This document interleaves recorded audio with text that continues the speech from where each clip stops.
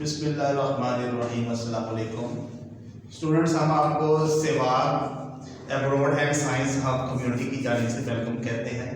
खुश आमदीद। आप उम्मीद है कि आप बिल्कुल खैरियत से होंगे। तो आपकी फैसिलिटी के लिए हम ये जो टेंसेस की वीडियोस बना रहे हैं, इसे आप बार बार जो है वो रिप्ले करके देखें ताकि आपको एक एक पॉइंट अच्छे तरीके से समझ आए। इसमें हमने तमाम पॉइंट्स को इतने एलैबोरेटेड वे में हमने डिस्कस किया है कि अगर आप इसको अच्छे तरीके से सीख जाते हैं, समझ जाते हैं, तो टेंसेस का प्रॉब्लम आपका हमेशा के लिए जो है वो ख़त्म हो जाएगा। और टेंसेस यकीन करेंगे आपको क्लास जो है 4-5 से लेके टिल मास्टर्स लेवल तक आपको काम देते हैं और उसके बाद आपकी कम्युनिकेशन स्किल्स बढ़ाने में किरदार अदा करते हैं, आपकी राइटिंग स्किल बढ़ाने में किरदार अदा करते हैं। इवन ये कि अगर आप आइल्स भी करना चाहते हैं तो आइल्स में भी अगर आपको आपका जो है वो टेंसेस के ऊपर जो है वो कमांड नहीं है तो ये टास्क आपसे नहीं होने वाली। तो ये बहुत बिगनिंग वाली और बेसिक वीडियोस हैं, पहले आप इस पे अच्छी तरह से ग्रैस्प हासिल करें। तो कल हम कर रहे थे प्रीवियस वीडियो में हम कर रहे थे प्रेजेंट कंटीन्यूअस टेंस का पैसिव वॉइस। तो उसमें हमने आपको इंट्रोडक्शन दिया था। इंट्रोडक्शन में मैंने आपको बताया था कि उसकी उर्दू में पहचान क्या है, उसका हेल्पिंग वर्ब क्या यूज होना है और उसकी फॉर्म वर्ब क्या है। अब इनको इस सीक्वेंस के साथ आपने कंपोज करके वो एक टेंस को ट्रांसलेट करना है। तो एज प्रीवियस जैसे हमने पहले देखा कि हमारे पास 3 तरह के फिक्रे आते हैं, एफर्मेटिव असबाती फिक्रा, नेगेटिव मनफी फिक्रा, इंट्रोगेटिव सवालिया। अब सबसे पहले आते हैं असबाती फिक्रा। असबाती फिक्रा में क्या होता है कि ऐसा फिक्रा होता है जिसके अंदर नॉट का वर्ड यानी कि नहीं का लफ्ज इस्तेमाल नहीं होता, सादा फिक्र कहते हैं हाँ वाले फिक्रे, जिसमें काम एक्शन को का जो है होना बताया जाता है। अब देखिए सबसे पहले हम ऑब्जेक्ट का तर्जुमा करते हैं, उसके बाद हम लिखेंगे helping verb according to the object, उसके बाद लिखेंगे form of verb. That's all, हमारा टेंस यहीं पर ही खत्म हो जाएगा। और यहाँ पर अलग से एक्स्ट्रा मैंने सब्जेक्ट लिखा है, अगर उसके अंदर सब्जेक्ट का जिक्र आए तो फिर हम उसमें बाय के साथ सब्जेक्ट को एडअप कर देते हैं। अब इसमें देखें सब्जेक्ट एडअप होगा कैसे, ये मैं आपको मजीद आगे जाके डिटेल से बताऊंगा, आपको समझ आएगा। अब देखिए मैंने यहाँ पे 2 फिक्रे जो मैंने इधर उर्दू में लिखे थे, बच्चों को पढ़ाया जा रहा है, मुझे इनाम दिया जा रहा है, इसी को ही मैंने ट्रांसलेट किया यहाँ पे। जैसे बच्चों को पढ़ाया जाए children are being taught. Children क्या है, ऑब्जेक्ट है, और हेल्पिंग वर्ब इसका क्या है, आर बीइंग। चिल्ड्रन जमा में है इसलिए प्लूरल का सब्जेक्ट हो गया तो उसके साथ आर और बीइंग आ गया। टॉट पढ़ाया जा रहा है, टीच की थर्ड फॉर्म है टॉट। ये फॉर्म ऑफ वर्ब बच्चों आपको अच्छे तरीके से याद करनी चाहिए और ये भी आपको फिंगरटिप्स के ऊपर याद होगी तो आपको काफी ज्यादा हेल्प आउट होगा। तो अगर फॉर्म ऑफ वर्ब भी आपको भूल जाए तो फिर आप टेंस पे गलत फॉर्म वर्ब लिखें तो आपका फॉर्म उसकी वजह से आपका फिक्रा सारा गलत हो जाता है। अब आगे देखें, दूसरा है मुझे इनाम दिया जा रहा है, I am being given prize. इसका भी सेम वही सीक्वेंस है। अब क्वेश्चन ये है कि यहाँ पे सब्जेक्ट को कैसे एडअप करना है।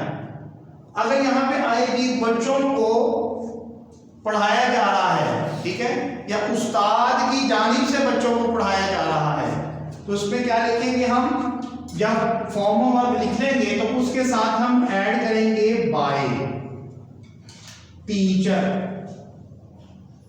कुछ भी यहाँ पे सब्जेक्ट आ सकता है, टीचर है, फादर है, मदर है, ब्रदर है, जो भी कुछ है। तो children are being taught by teacher. तो इस तरीके से इसके अंदर सब्जेक्ट का इंक्लूजन होता है। मोस्टली पैसिव के अंदर जो सब्जेक्ट है उसका इंक्लूजन नहीं होता, लेकिन अगर इंक्लूजन हो भी तो वो इनडायरेक्ट वे में होता है, उसको एक एक्टिव वे में फंक्शन को परफॉर्म करते हुए बताया नहीं जाता। दूसरा है I am being given prize. तो जैसे मैंने बताया था पहले आपको, मुझे इनाम दिया जा रहा है, देने वाला कौन है उसका जिक्र नहीं है। तो यहाँ पे मैं लिख लूं by principal, I am being given prize by principal. So in this way you can add up a subject with a passive voice sentence. Okay, तो सब्जेक्ट जो है वो सबसे एंड पे जाएगा और बाय के साथ लिखा जाएगा। क्लियर हो गया? या इस हिस्से को अगर आप अच्छे तरीके से समझ लेते हैं बाकी इससे आपके लिए बहुत ज्यादा इजी हो जाते हैं। अब अगला देखें, अगला है नेगेटिव मनफी। मनफी में आपने क्या करना है, जो तरतीब ऊपर की है वही तरतीब नीचे की है, जस्ट सिर्फ आपने इज एम आर ये जो तीन आपके हेल्पिंग वर्ब है इनके साथ आपने नॉट लगा देना, बाकी सारे का सारा फिक्रा वैसे का वैसा ही हो जाएगा। जैसे देखें children are not being taught, subject की एक्सप्लेनेशन मैंने आपको ऊपर दे दी है कि वो कैसे अपने अडॉप्ट करना है, और यहाँ पे मैंने आपको बता दिया है कि जो नॉट है आपका हेल्पिंग वर्ब के साथ इज एम आर के साथ नॉट लग जाएगा, तो आपका सेंटेंस जो है वो नेगेटिव फॉर्म में आ जाएगा। नेक्स्ट हम चलते हैं इंट्रोगेटिव सवालिया की जानिब। इंट्रोगेटिव में मैंने आपको बताया था कि पहले भी के तीन तरह के इंट्रोगेटिव आते हैं, जिनमें हेल्पिंग वर्ब शुरू में आता है, जिसमें डब्ल्यूएच फैमिली शुरू में आता है, और जिसमें नॉट लगना है आपके इंट्रोगेटिव में, मतलब मनफी सवालिया फिक्रा। अब इसमें देखें इज एम आर फिक्रे के शुरू में आ जाएगा, देन आ जाएगा अपना सब्जेक्ट, फिर आएगा बीइंग, फिर form of verb, then by और सब्जेक्ट आपका। सॉरी ये सब्जेक्ट मिस्टेकनली लिखा गया, यहाँ पे पहले ऑब्जेक्ट आना है।